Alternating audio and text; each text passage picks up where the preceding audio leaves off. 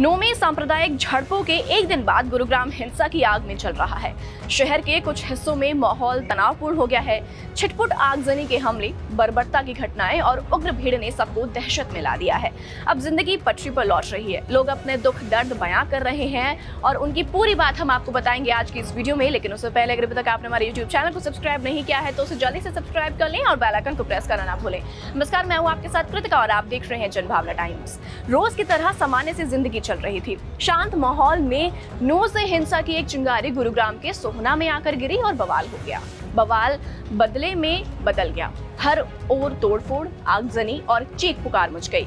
जो कल तक अच्छे पड़ोसी लग रहे थे अब वो बुरे दुश्मन बन चुके हैं। किसी का कोई कसूर नहीं था, फिर भी उन पर हमले हो रहे हैं। सबसे ज्यादा असर सोहना, मानेसर और पटौदी में था। एहतियात के तौर पर इंटरनेट सेवाओं को सस्पेंड कर दिया गया था। अगले दिन स्कूल, कॉलेज, दफ्तर सब कुछ बंद कर दिए गए। धारा 144 लगा दी गई। इतना ही नहीं, सोहना में शांति बैठकें आयोजित की गई हैं। दोनों पक्षों के लोग शामिल होकर एक बार फिर से भाईचारा और सांप्रदायिक सौहार्द बनाने पर राजी भी हुए हैं।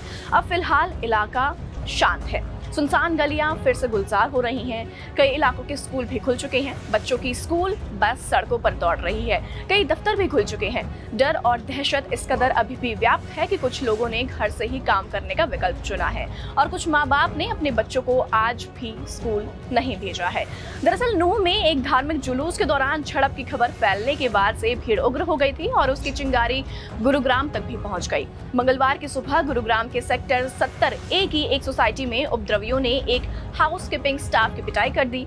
दोपहर होते होते लोहे की छड़ों, हॉकी स्टिक और झंडों से लैस तकरीबन 50 उपद्रवियों की भीड़ ने NH 248A पर वाटिका चौक के पास जुट गई। वहीं जिसमें सड़क किनारे दुकानों में तोड़फोड़ की गई। जो भी सामने मिलता गया वो तोड़ते फोड़ते गए। ऐसे ही कुछ माजरा सेक्टर 67 का भी था, जब मोटरसाइकिलों और कारों पर सवार कुछ उपद्रवियों ने जमकर तोड़फोड़ मचाई। वैसे आपको बता दें कि हरियाणा में सोमवार को शुरू हुई हिंसा में अब तक 7 लोगों की मौत हो चुकी है, जबकि इस मामले में 150 से ज्यादा लोगों की गिरफ्तारी हुई है। नूंह में भी स्थिति संभल रही है। गुरुग्राम भी अब शांत हो रहा है। बहरहाल और भी ऐसी वीडियोस को देखने के लिए आप जुड़े जनभावना टाइम्स के साथ। नमस्कार।